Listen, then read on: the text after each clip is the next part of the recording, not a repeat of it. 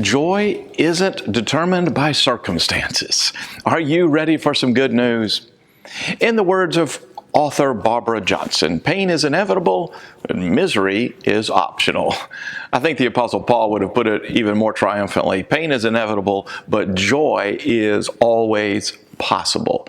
Paul was in prison when he wrote that I thank God for and every remembrance of you, every prayer of mine, making my prayer with joy. If Paul's joy didn't have to wait until he was released from prison, our joy doesn't have to wait until the end of pandemic. University professor and motivational speaker Leo Buscaglia often told of his mother's misery dinner. One fateful evening, Buscaglia's father arrived home dejected and announced that his business partner had absconded with all their resources. The father had nothing and bankruptcy seemed inevitable. So imagine the family's shock when the next evening Buscaglia's mother had prepared a huge feast. The Italian immigrant mom had spared no expense on a lavish dinner, spilling over with antipasta, salads, veal, pastas, and breads. "What's this?" Buscaglia's father cried out. "The time for joy is now," the mother explained. "This is when we most need joy, not next week or later."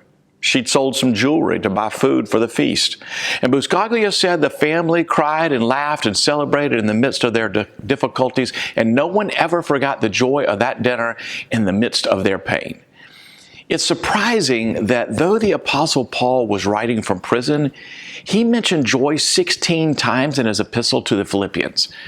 And what may surprise me even more is that all that Paul does in that epistle is about joy and not highlighting all of his problems. He never complains about being wrongly imprisoned. He doesn't refer to the difficulty of his circumstances. He doesn't try to rally support for his release. He doesn't denigrate the Roman government. He doesn't vent his anger at the Jews who were originally responsible for his imprisonment. He doesn't belabor the wretched evils in the Roman Empire. He doesn't even address the idolatry and paganism surrounding him. Instead, Paul thanked God for every good gift and rejoiced.